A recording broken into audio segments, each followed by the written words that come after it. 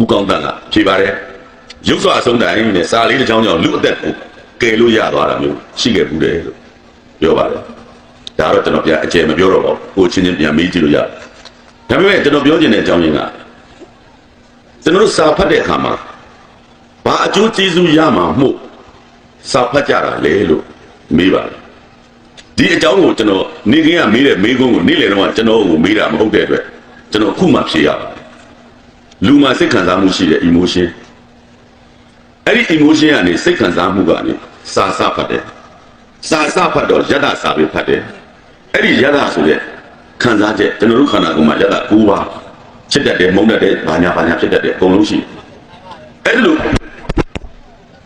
နှမျိုးလုံးရဲ့အရေးကြီးဆုံးတစ်ဆင့်ကစိတ်ခံစားမှုဆိုတဲ့ emotion ယတ္တကိုခံစားရတယ်ဆိုတဲ့ aesthetic တစ်ဆင့်တက်လိုက်တော့အရေးကြီးဆုံးတစ်ခုဖြစ်ပါတယ် empathy လို့ခေါ်ပါတယ်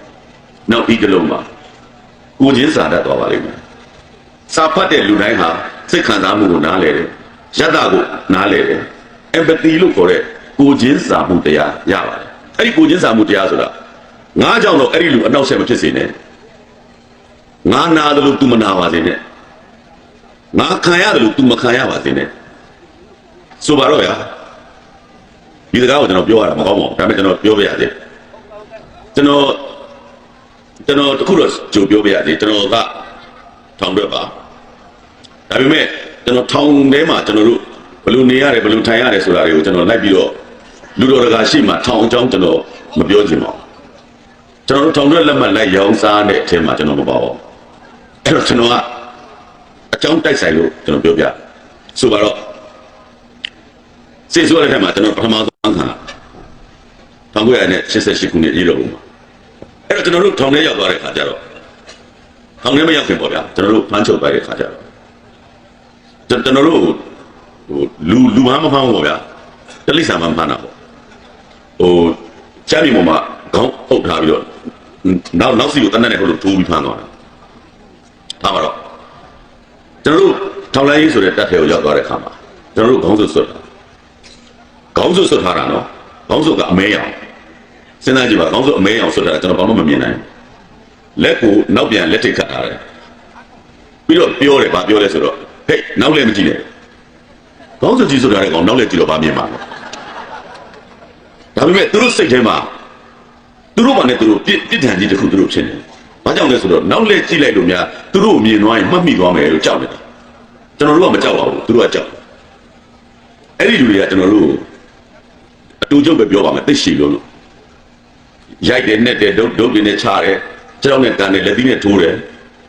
အဲ့ဒီကျွန်တော်တို့လှုပ်ထားတဲ့အဲ့ဒီလက်ထိတ်မှာဝါယာကျိုးတက်ပြီးတော့ရှော့ရိုက်တယ်ခေါ်တယ်တစ်ချက်တော့ထောက်ဆိုတာနဲ့ဘောင်းကိုပြစ်လဲတော့သူတို့မေးတာကိုကျွန်တော်တို့မဖြေလို့ပေါ့ကျွန်တော်ဘာလို့ဖြေရမှာလဲကိုဖြေချင်မှဖြေမှာပေါ့ကျွန်တော်ဖြေချင်မှဖြေမယ်မဖြေဘူးချတယ်ကွာဘုံပြစ်လဲဒါတွေကိုကျွန်တော်ကြော်လိုက်ပြီနော်ကျွန်တော်ပြောချင်တဲ့စကားဒါပေမဲ့ကျွန်တော်ဘာမှမေးလို့မရတော့တဲ့ခါကျတော့အဲ့ထောင်လိုင်းတိုက်ဝင်းလေတော့မြေကြီးတူးပြီးတော့လူတစ်ကိုယ်လုံးမြုပ်ထားလိုက်ကျွန်တော်ခေါင်းလေးပဲပေါ်တယ်ဒီလိုမြေကြီးထဲမှာအဲ့ဒီတက်ကတပ်မှုကဘုံမှုပါကြစ်ကားကြီးကိုမောင်းပြီးတော့ကျွန်တော်ခေါင်းပေါ်တယ်ဆိုမောင်းလာပြီးတော့ငါကြိတ်လိုက်မယ်နော်ဟောဗျာတိတ်ချင်လေတိတ်တာကောင်းအောင်ပါကျွန်တော်ကောင်းကြီးတကယ်အမှန်တိုင်းပြောမယ်ဆိုရင်ကျွန်တော်ကြောက်ပါတယ်လူပဲဗျာကျွန်တော်ကားကြီးတက်ပြီးလူလာကြောက်တာပေါ့ဗျာဒါပေမဲ့ကျွန်တော်စဉ်းစားကြည့်တော့အဲကြိတ်ချင်လေတိတ်လိုက်ပြီစီတော့သိကြပါတယ်အလုံးချင်းကြိုက်တာကျွန်တော်အဲချင်းဆိုတဲ့တတ်တော်တော်မုန်းတယ်ဘာကြောင့်လဲဆိုတော့ကြိုက်เสียချင်းကြိုက်သွားတာကျွန်တော်ဖြေသားတယ်မကြိုက်ဘဲနဲ့ဝီလာလုံးနေတာအသေးရတာအဲ့လိုပဲကြိတ်เสียချင်းကြိတ်လိုက်တော့မကြိတ်ဘဲနဲ့သူကငါကြိတ်လိုက်မနော်နဲ့ဒီလူကကြိတ်ချင်တဲ့ကြိတ်တော့ဆိုစိတ်ကလွတ်လိုက်ဘာမှမဖြစ်တော့ဘူးဒါမဲ့လည်းအကြိတ်မခံလိုက်ရပါဘူးအကြိတ်မခံလိုက်ရလို့ကျွန်တော်အခုအရှင်လက်ဒီမှာတွေ့ရတာပေါ့ဟုတ်ပြီဒါကိုကျွန်တော်မပြောဘူးအဲ့ဒီအားကိုကျွန်တော်ကြော်လိုက်ပြီအဲ့ဒီအဖြစ်ဖြစ်ခဲ့တာ1988နှစ်20ကြာတော့ခါ2008ကျွန်တော်မြကြီးနားထောင်မှာအဲ့ဒီလူနဲ့ကျွန်တော်ပြန်ဆုံအောင်အဲ့ဒီအချိန်မှာ तू ကထောင်ကျကျွန်တော်ကောင်းကားနဲ့ကြိတ်မဲ့လူကတမလို့ထောက်လိုက်ရေးတွေကိုဖမ်းပြီးအေးအေးယူလိုက်တဲ့အခါကျတော့ ဘုံမူကြီးဘဝနဲ့ထောင်ထဲရောက်လာရှာဒါပေမဲ့ဒုက္ခမြမှာတာရောတမီရောမိမရောဖန်ခိုင်းလာပြီးတော့ထောက်လဲရေးဆိုတဲ့အတွက်ကြောင့်တိုက်ထဲမှာသူ့ကိုထည့်တာဘယ်သူကမှစေးပေါ်ကြောပဲမလုပ်အဲ့ဒီအချိန်မှာကျွန်တော်ကထောင်မင်းသားဆရာကြီးကျွန်တော်ထောင်မှနေတဲ့17နှစ်ရှိသွားပြီဘယ်သူလာ sorry ပဲထောင်ထဲမှာလူတက်တာတိတ်လွယ်တယ်လူမိုက်ဆိုတဲ့လူတွေအကုန်လုံးကိုကျွန်တော်ရည်ကျင်တယ်ထောင်ထဲမှာလူတက်တာတတ်တိရှိတယ်ဆိုတဲ့လူတွေကဟာတာတန်ကြိုလေးတစ်ချောင်းနဲ့ထုတ်တက်လိုက်သေးရင်နောက်ထပ်3နှစ်ပဲကြာထောင်ထဲမှာလူအရန်တက်လို့လွယ်တာပဲကော်ဖီတုံးနဲ့လည်းလူတက်တယ်ကျွန်တော်တို့ super coffee mix အထုတ်လေ10တို့ပါတယ်တပါးကပေးပြီးလူတက်ခိုင်းလက်တက်တယ်ထောင်ထဲကဗမာပြည်ထောင်ကတန်ကြိုလေးတစ်ချောင်းနဲ့လူတက်လို့ရတယ်သူကြောက်တာပေါ့ကျွန်တော်နားမှာရှိနေတဲ့ကျန်တဲ့အချင်းသားတွေကိုဖျောက်နေကြည့်လို့လိုက်တော့ပါပေးပြီးအဲ့မှာဝေ့ချင်းပြီးတယ်ကျွန်တော်မလုပ်ခဲ့ပါဘူးသူ့တော့ကျွန်တော်အဲ့ဒီလိုလုပ်ခဲ့ပြီမြဲကျွန်တော်မလုပ်ခဲ့ပါဘူးကျွန်တော်သူ့အခန်းကိုအရှိခဲ့တယ်ကိုကျွန်တော်သွားတယ်သွားတော့သူလန့်သွားတယ်ကျွန်တော်သူ့လက်ဆွဲနှုတ်ဆက်တယ်အကိုကြီးနေကောင်းလားသူ့မိသားစုကသူ့ဘာမှလာမပေးနိုင်သူ့မိသားစုတွေလည်းတပွဲတပြားထောင်နေထဲမှာသူကကော်ဖီတိတ်ကြိုက်တတ်တယ်ကျွန်တော်ကော်ဖီဖြော်ပြီးသူ့ကိုသွားတိုက်ပါတယ်ကျွန်တော်ရဲ့စိုက်ခင်းလေးထဲမှာကျွန်တော်စိုက်ထားတဲ့ကစုံရွက်လေးတွေကျွန်တော်စိုက်ထားတဲ့ကော်ဖီရွက်ကလေးတွေရှိပါတယ်အဲ့ဒါလေးတွေကိုကျွန်တော်ထောင်ထဲမှာစားတော့ရန်ရှာပါတယ်ကျွန်တော်အိမ်ကလာတဲ့ငပိငချောက်လေးတွေကိုသူ့ကိုစားစရာတော့ပေးသူတော်တော်စိတ်မကောင်းဖြစ်ရှာကျွန်တော်2011ခုနှစ်မှာထောင်ကလွတ်တော့သူ့ခန်းကိုကျွန်တော်သွားပြီးအကိုကြီးကျွန်တော်လွတ်သွားပြီနှုတ်ဆက်ပါလေကျွန်တော်လက်ကိုသူစုပ်ကင်ပြီးတော့မျက်ရည်ကျတယ်ဟိုတော့ကကျုပ်လုတ်ခဲ့တာတွေအားလုံးခွင့်လွတ်ပါဗျာမျက်ရည်ကျတောင်းမှရှာကျွန်တော်ကလည်းတခွန်းနဲ့ပဲပြောခဲ့ပါတယ်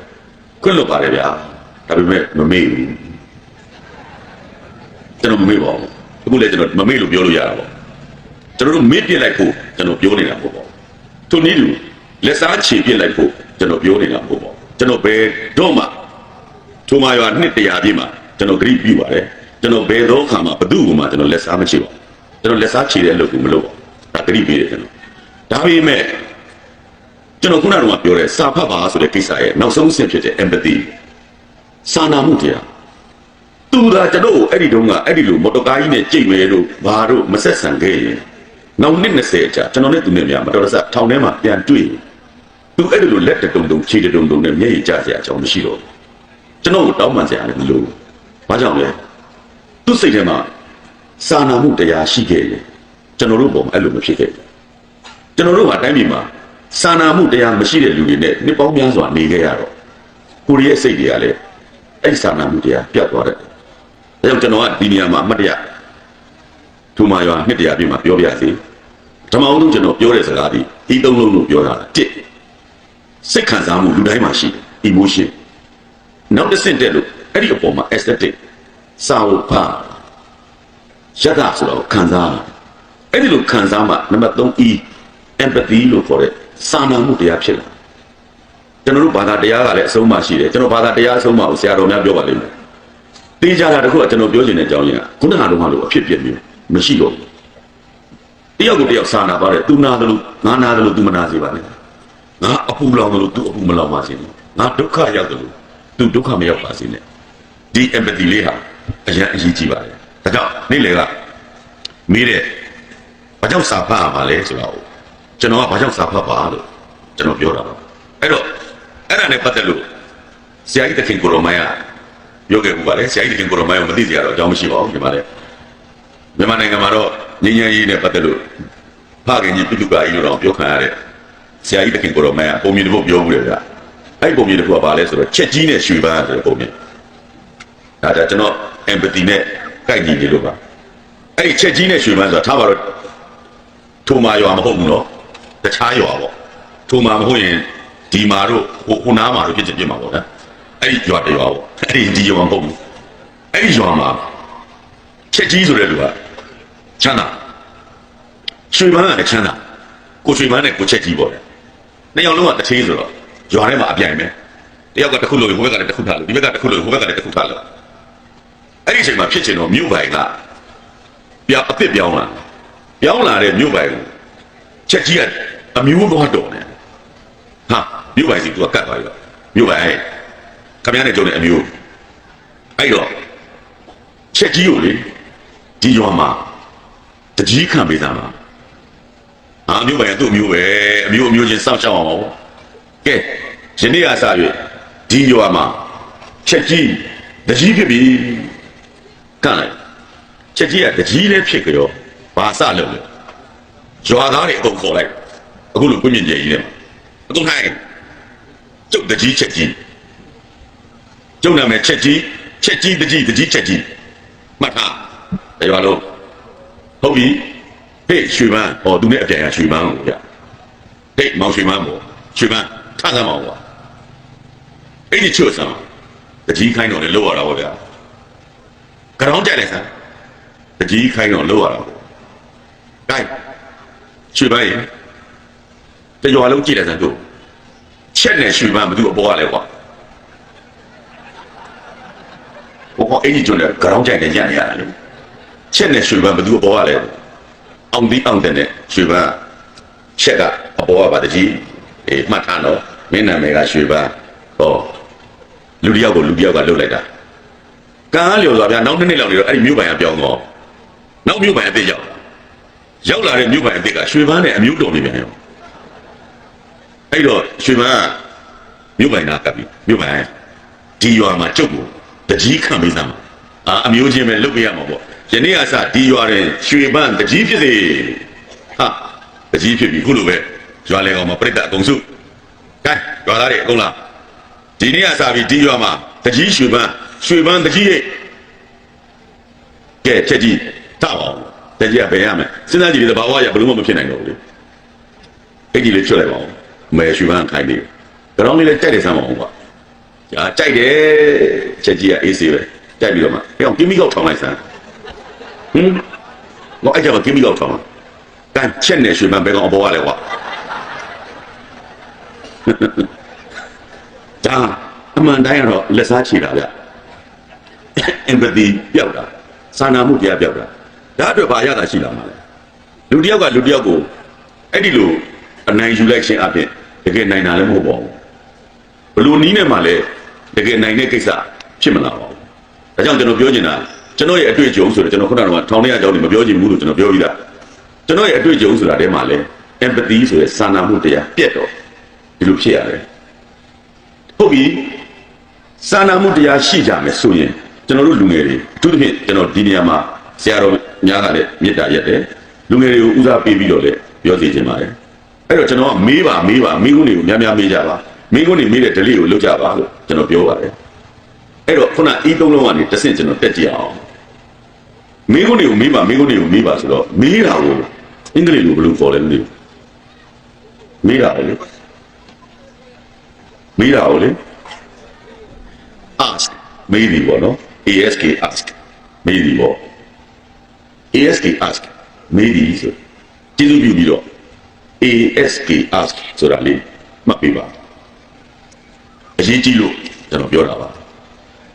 ကျွန်တော်တို့မေးပါလို့လူငယ်တွေကိုလည်းပြောတယ်လူလက်တွေကိုလည်းပြောတယ် ask ask စကားလုံးသုံးလုံးနဲ့ပါအဲ့တော့ထိတ်ဆုံးက A က ability လို့ခေါ်တဲ့စွမ်းရည်ပါကျွန်တော်တို့မေးခြင်းစာဖတ်ခြင်းအဲ့ဒီလိုလုပ်ရင် ability ဆိုတဲ့စွမ်းရည်တက်လာပါလေကျွန်တော်တို့တိုင်းပြည်မှာကျွန်တော်တခုတော့ပြောပြလေရုပ်ရှင်ကားတကားဂျပန်ကားဗျ Hub of Burma လို့အမည်ရပါတယ်ဗမာဆောင်းပေါ့ဂျပန်တွေကဗမာပြည်ကိုစစ်လာတိုက်တယ်စစ်လာတိုက်တဲ့ခါကျတော့ဂျပန်စစ်သားနှစ်ကောင်ကတင်မောဝန်းထဲမှာတနက်ကြီးကြိုင်ပြီးတော့စကားပြောလိုက်တာဂျပန်တစ်ကောင်ကနောက်တစ်ကောင်ကိုမေးတယ်ဟေးတဲ့ငါတို့ကဗမာပြည်ကိုစစ်တိုက်ဖို့သွားတာဆိုဟုတ်ပါရဲ့အဲ့ဒီဗမာပြည်ကဘယ်နားမှာလဲငါမသိဘူးအဲ့ဒီဗမာလူမျိုးတွေကအသားဖြူတာမဲတာငါမသိဘူးအဲ့ဒီဗမာတွေကဘာစားလဲငါမသိဘူးအဲ့ဒီဗမာတွေကဘာကူးကွယ်လဲငါမသိဘူးကြောက်မင်းသိလည်းမသိပဲနဲ့ဘာကိစ္စငါတို့ကအဲ့ဒီဗမာတွေကိုတွားပြီးစစ်တိုက်ရတာဘယ်မှာနေမှလည်းမသိဘူးဘာစားမှလည်းမသိဘူးဘာအသားအယောင်ရှိမှလည်းမသိဘူးဘလူကောင်နေမှလည်းမသိတယ်ဗမာကိုဘာကိစ္စငါတို့စစ်တိုက်ကိုတွားရတာ အဲ့ဒီမှာနောက်ဂျပန်အဖြစ်မှတ်ထားကွာအဲ့ဒီဗမာဆိုတာကကိုစီးမဲ့ယထာကိုကိုယ့်ဘာသာကိုမလွတ်တတ်တဲ့လူမျိုးမလို့သွားကဲတင်မှာဟာကျွန်တော်ရင်ထဲမှာအောင့်တက်သွားရုပ်ရှင်ကြည့်နေတယ်ဟာဗျာကိုစီးတဲ့ယထာကိုကိုယ့်ဘာသာကိုမဆောက်နိုင်တဲ့ဗမာမို့လို့သွားကဲတင်တာအဲ့ဒါ1942ခုနှစ်ကပြောခဲ့တဲ့စကားအခု2015လဲရောက်ရောအခုတည်းကကျွန်တော်တို့ယထာမလုပ်တတ်သေးဘူးကဲစဉ်းစားကြည့်တော့ကျွန်တော်တို့မှာကကိုယ်ပိုင်စွမ်းရည်ဆိုတဲ့ ability ကျွန်တော်တို့မတက်ရင်ဒီလိုပဲသူများကကျွန်တော်တို့မော်တော်ကားလာရောက်ကျွန်တော်တို့စီးနေရမယ်ကိုယ့်ဘာသာကိုလည်းကားမလုပ်တတ်ကိုယ့်ဘာသာကိုလည်းယထာမလုပ်တတ်ကိုယ့်ဘာသာကိုလည်းလေယာဉ်မြန်မလုပ်တတ်ကျွန်တော်တို့ကိုယ့်ဘာသာကိုဘာမှမလုပ်တတ်တဲ့ဘဝ ability ဆိုတဲ့စွမ်းရည်ကျတယ်ကျွန်တော်နောက်တစ်ခုပြောချင်တယ်ကြားရင်လည်းကြားဖို့မှလိမ့်မယ်အဲ့ကျွန်တော်တို့ရှက်စရာကောင်းပါလေနိုင်ငံခြားလူတွေကလေ